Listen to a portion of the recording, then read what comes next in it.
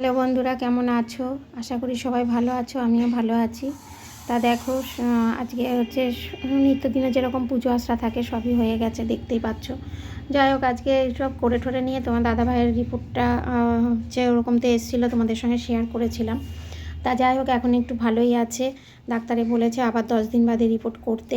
তা এবার বলেছে যে একটু কন্ট্রোল করে খাওয়া দাওয়া। তা যাই হোক, একটু আলু ছাড়া বাঁধাকপি করলাম, একটু শাক ভাজা আর উচ্ছে সেদ্ধ দিয়েছি। তোমাদের সঙ্গে শেয়ার করছি কি কি করেছি। একটু পাবদা মাছ খেতে চেয়েছে, তাই এই যে সর্ষে বাটা আর পোস্ত দিয়ে একটু পাবদা মাছ করব। যাই হোক, রান্নাবান্না করে এদিকে একটুখানি ননদও ফোন করছে, তার বাড়িতে একটুখানি বিকালবেলা একটু ঘুরতে যাব।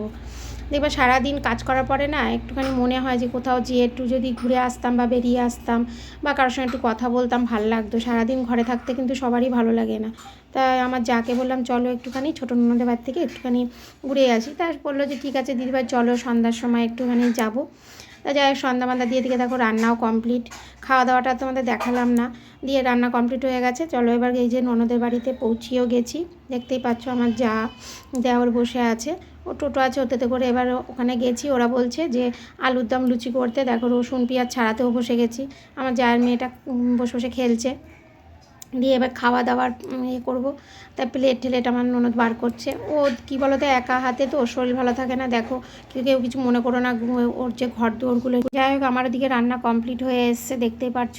যেখানেই যাই সেখানে একটুখানি খুন্তি না নাড়লে হয় না। দয়া করে এবার বাড়ি ফিরবো। ভিডিওটা ভালো লাগলে লাইক কমেন্ট শেয়ার করো।